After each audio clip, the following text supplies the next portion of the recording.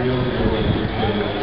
The rain held off, the cars were great, the boats were out of this world. We'll be back next year for our 13th annual Vintage Car and Boat Festival. So enjoy the rest of the day.